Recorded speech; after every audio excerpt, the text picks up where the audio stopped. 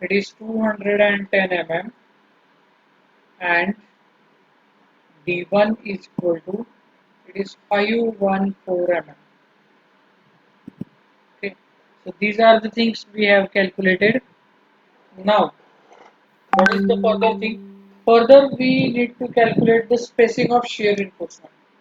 Okay, so we have provided a 10 mm stirrup, two-legged 10 mm stirrup. The area of the stirrups we have calculated. Okay, so I will write over here. We have provided two-legged. We have already done this. We have provided two-legged 10 mm diameter stirrup. Okay, stirrup. That we have already provided. So area of stirrup ASB is equal to, what was the area we have calculated? 2 into pi by 4 into 10 square. What was the value? Two-legged 10 mm diameter stirrup.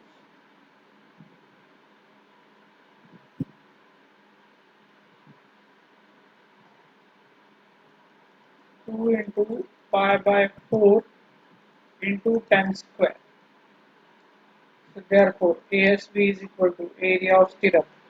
It is equal to 157.07. Okay, so it is 157.07 mm. So this is the area of the stirrup. Now, for shear reinforcement, we know that if you go to the IS code, okay, now if we go to the IS code now here,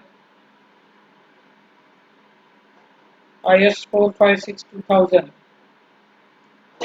Now if we go to the IS code, then here you will find that the clauses are given for the shear reinforcement. Now we are going to use this formula. So ASB is equal to, the formula is ASB is equal to TU into SB divided by B1 D1 0.87 FY plus VU into SB divided by 2.5 D1 0.87 FY. This formula we are going to use to calculate the spacing of our given shear reinforcement. Okay, and after that, after using this formula, now again we will use the second formula, uh, that is this minimum spacing. This is for minimum spacing, that is for minimum transverse reinforcement. Okay, so you should see that spacing is directly related with the area of the reinforcement. If the spacing is less, then your area of reinforcement is more. If your spacing is more, then your area of reinforcement gets reduced.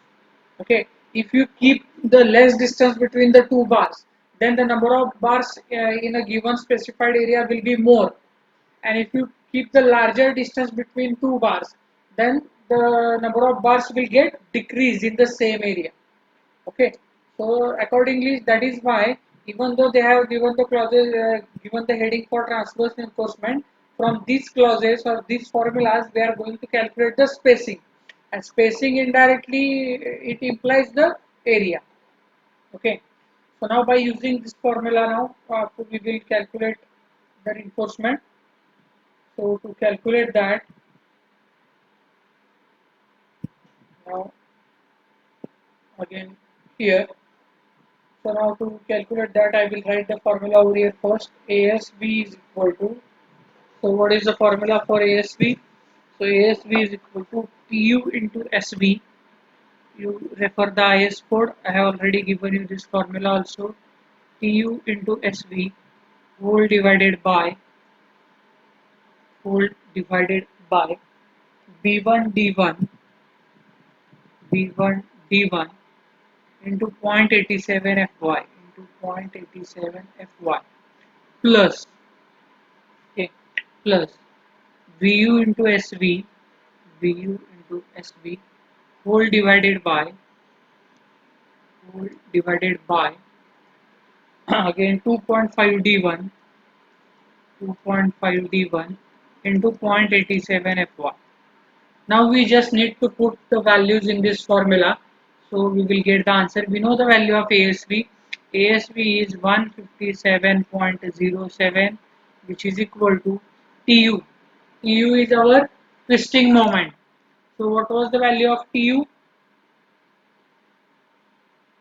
Let me know the value of TU, twisting moment.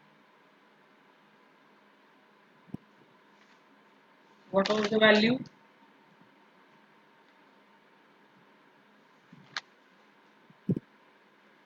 Is it 40 or 80?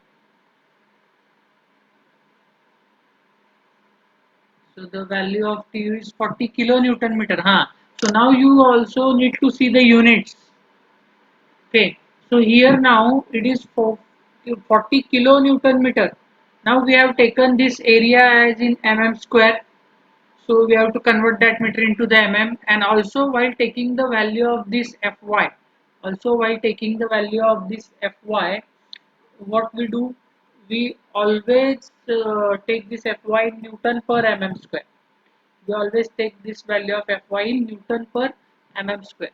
So for that we need to convert this into Newton mm. We need to convert the value of T into Newton mm. So here we can write 157.07 into, this is 40 into 10 to the power 6 into SV, okay, whole divided by this, whole divided by B1. B1 is 210 into D1 is 514 into 0.87 as it is, into Fy is, I think it is Fe415. Okay, if other grade is there, let me know. Plus Vu. Vu is nothing but it is our shear force. V is nothing but it is our shear force. So what is the value of Vu? What was the value of Vu?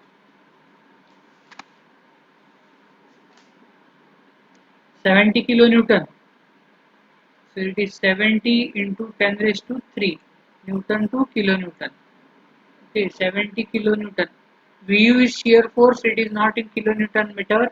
It is in kilonewton. So kilonewton, so into SV whole divided by 2.5 into 514 into 0.87 into 415. So now please solve this so that we will get the answer. SV is equal to, what is the spacing? Calculate the value, and 132.22.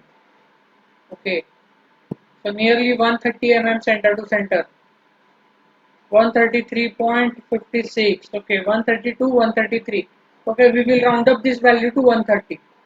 Okay, so I will write here the answer is 133.33 mm. Okay, and we will round this value. We will round this value to 130 mm. We always reduce the spacing center to center.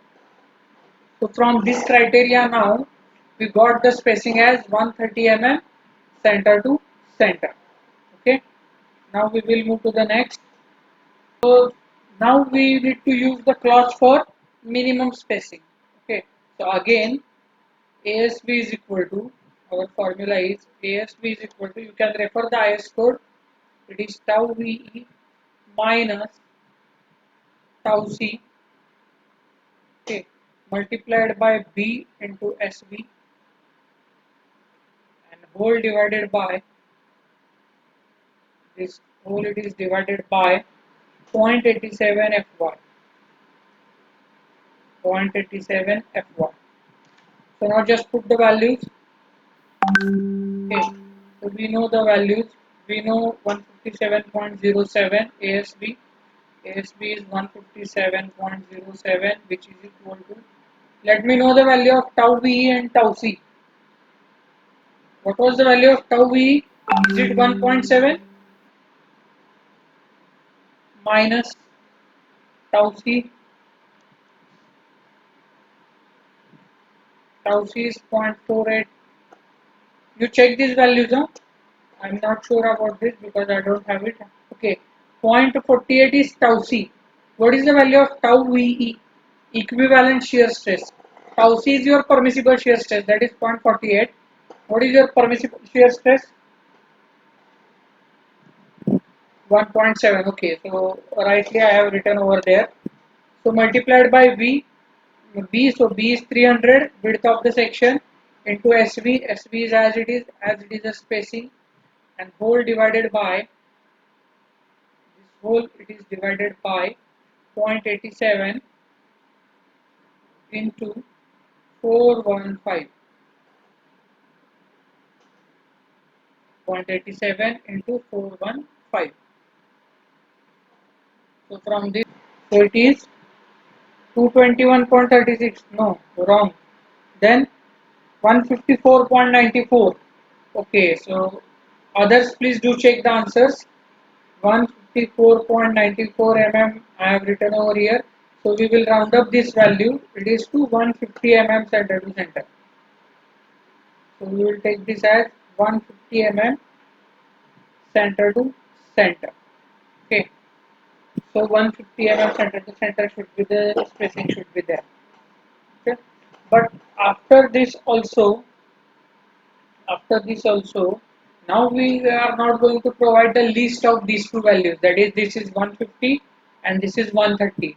So less of these two is 130 mm. So we cannot directly provide that two-legged 10 mm 5 syrups about 130 mm center to center. Still, we have to take the check for another clause regarding the spacing of the stirrup, and that clause is given in page number 48, clause number 26.5.1.7. That clause we need to use here. So we will go to the IS code. So in the IS code, that clause is given. So I will open the IS code. Okay. So now in the IS code, if you see on page number 48, it is given. Okay. So on page number 48, we need to go for page number 48. So here. Okay. So on this page now, if you see on this page now, if you see over here, this clause we need to use. Here they have given us the clause. Okay.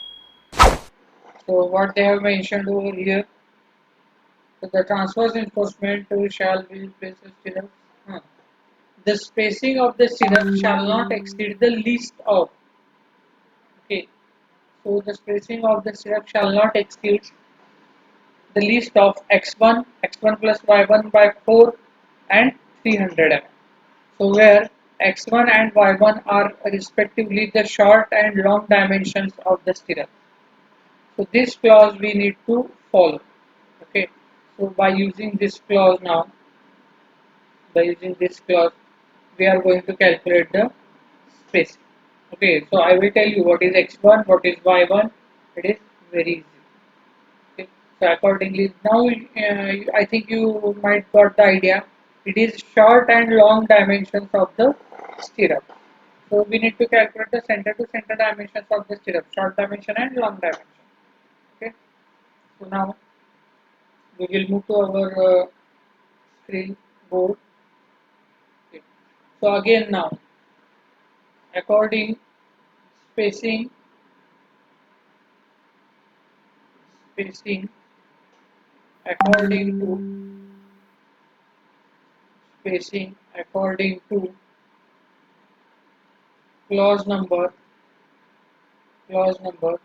26.5.1.7 and page number 48.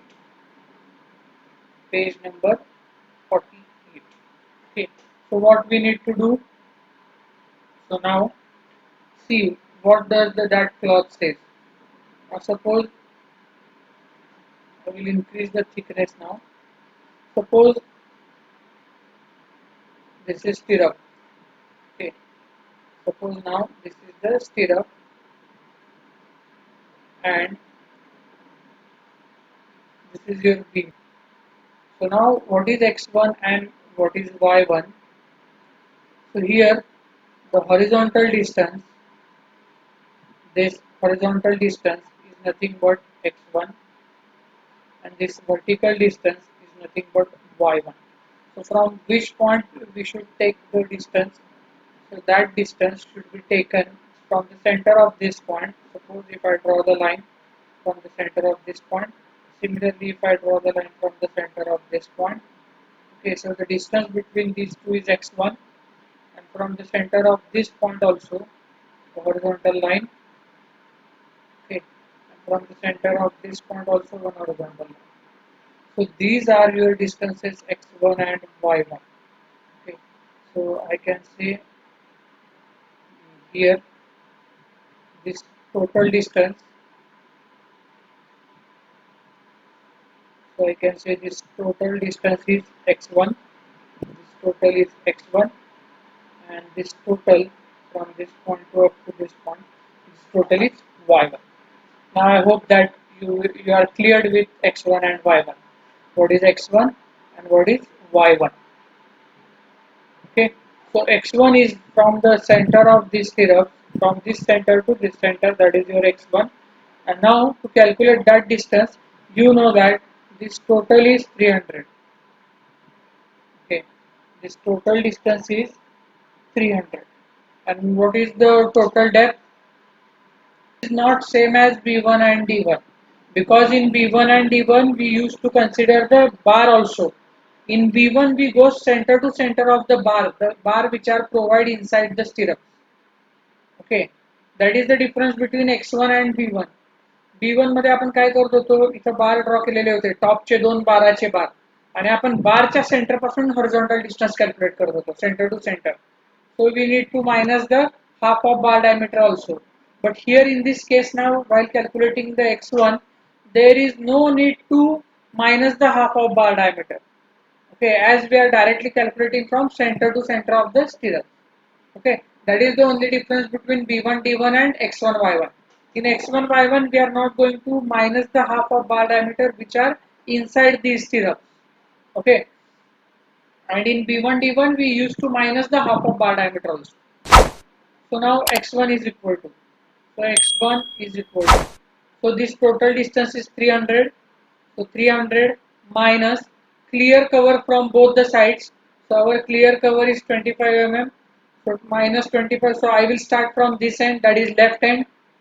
Okay, I will start now from left end. So if I show you here, I will start from this end now, from this left hand. So I need to minus this clear cover first.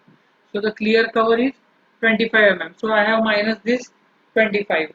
Then from up to the center of stirrup. So bar diameter of stirrups is 10 mm. So half of 10 I should consider. So again minus 10 by 2. Okay. So after doing this, I came to the center of this. Okay, from this end to center of this, minus 25 minus 10 by 2. Same thing I should do from this end also. From right end also, same thing I need to do. So I will again minus 25, that is cover from this side, and again half of this bar diameter, so stirrup, that is 10 by 2. Okay, so if you solve this, you will get the value of x1. So it is 240 mm. Okay, so the value of x1 is 240 mm. Okay. Then who has raised the hand? Roll number 24. You are having any difficulty? Okay, 24 to 40 mm. Okay. So now y1 is equal to. So now you can easily calculate the y1. What is our overall depth now?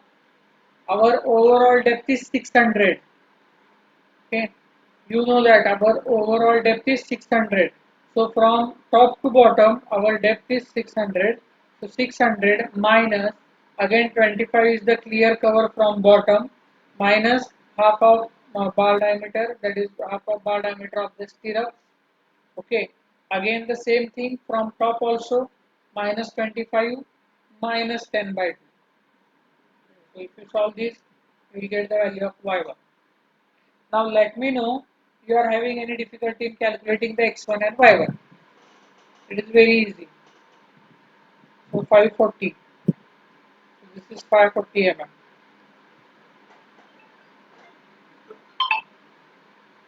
All of you got this? Okay. So I think it is easy. So if you are having any doubt in x1 and y1, still now you can ask me. I will wait for some time. You can tell me if you are having any doubts, or if nothing is there, we will move forward. Are you getting the difference between B1 D1 and X1 Y1? Or shall I also tell you here only how do we what is B1 and what is D1?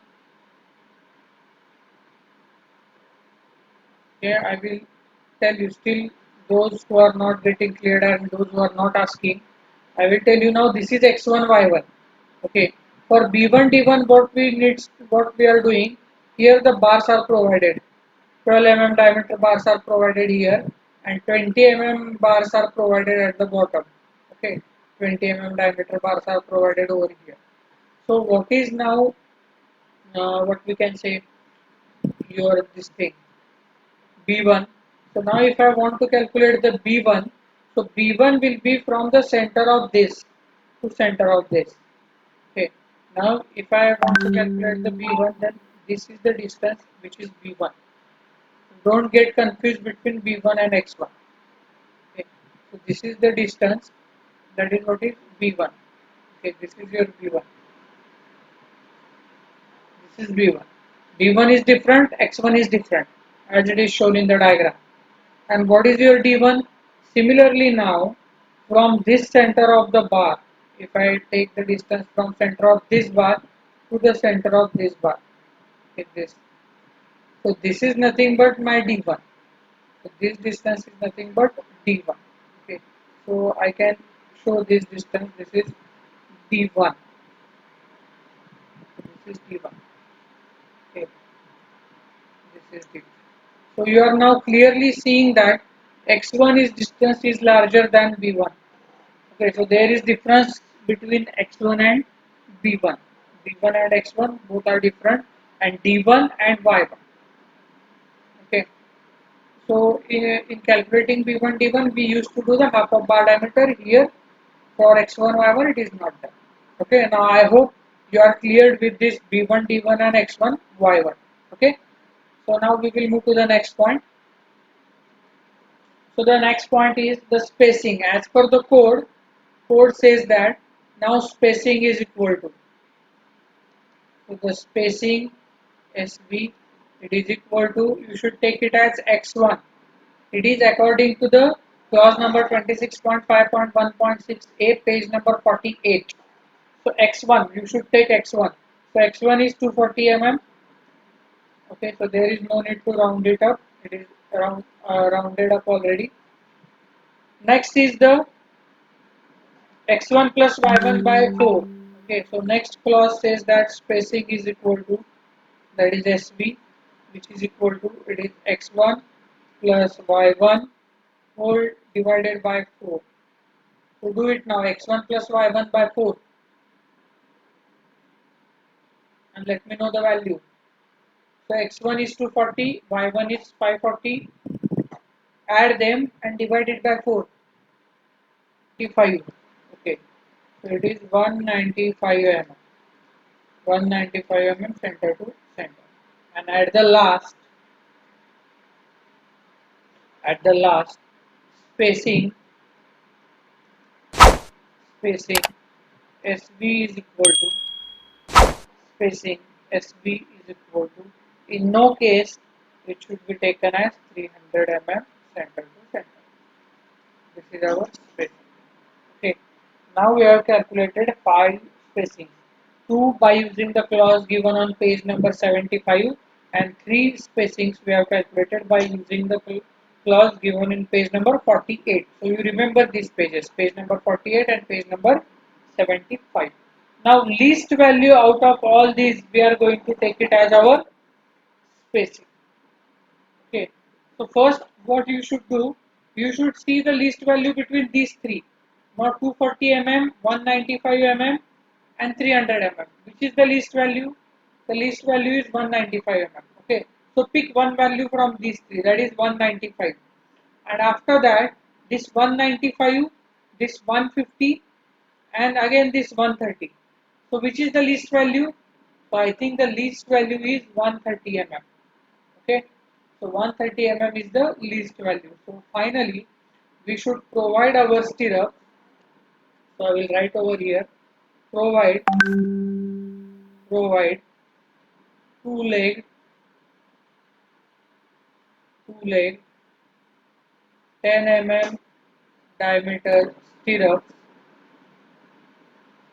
two leg diameter stirrups about 130 mm center to center. This is the final, what we can say, our conclusion for providing the stirrup. We reach to this stage. Okay. Now the last part of the problem is remaining, that is reinforcement sketch. Okay. So the last part is reinforcement details, or you can say reinforcement sketch. Okay. So again now I will draw the beam.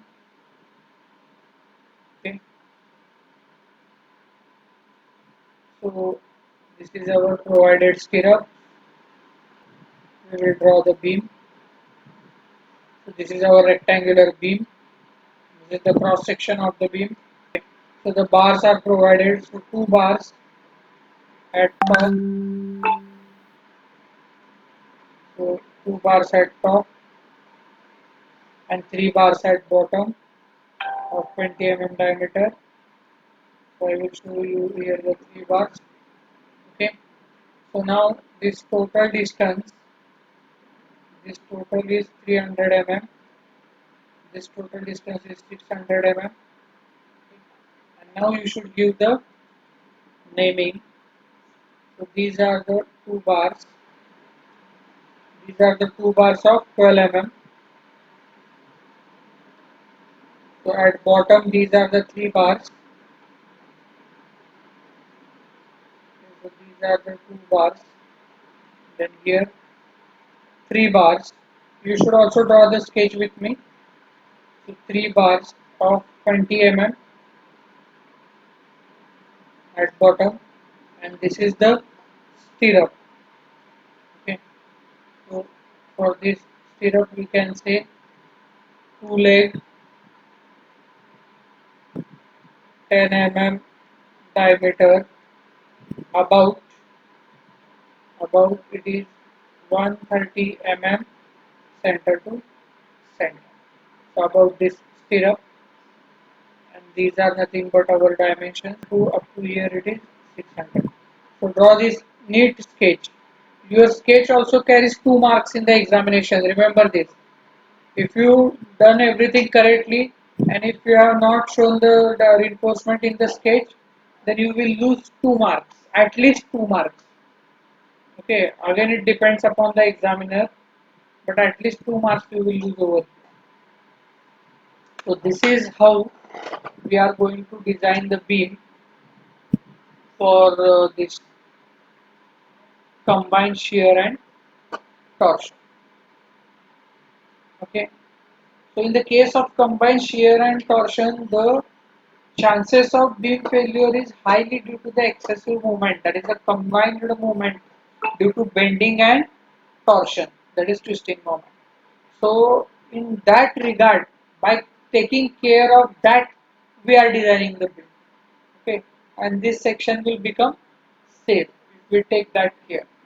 Okay, in the normal beams, what we take, we consider the deflection criteria, then we consider the development length and all those things.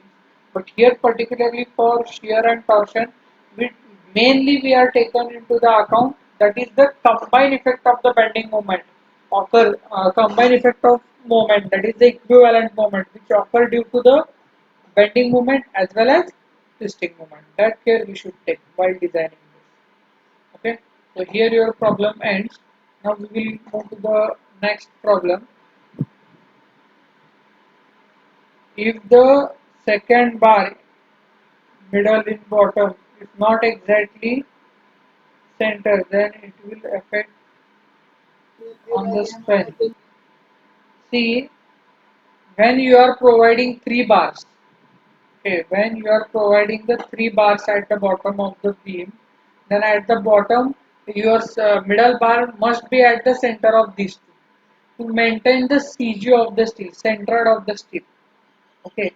Now you see here we have provided these 5 bars. So if you calculate the centroid of this steel, that centroid may lie somewhere here. See, here 2 bars are there, here 3 bars are there. If you calculate the centroid, then you will get combined centroid somewhere here. And that combined centroid which we are getting now, that centroid should be nearly placed with the centroid of this rectangular section which is situated outside. Okay, if it comes exactly on the same point, then it is well and good. Okay, but there should not be much more eccentricity between these two centroids. So accordingly, we need to place these bars. So whenever at the bottom, if the 3 bars are there, we always place this third bar at the center. And if the 4 bars are there, then we will place that 4 bars according to the spacing. Okay, according to the spacing, so that we will get the maximum strength. If we try to coincide the CG of our cross section of the beam and CG of our this steel reinforcement, including this stirrup, we will try to coincide the CG. Okay, or we will try to keep the minimum eccentricity between them to achieve the maximum strength. Okay, so in that way we tries to balance it. Okay, it is not a rule that you should exactly provide that bar at the center, or if the 4 bars are there, then you are not going to provide that second and third bar exactly at the center. Okay, but the main theme is that we should try to coincide the CG of the steel whatever we are providing in this section with the outside our rectangular cross section 300 by 600.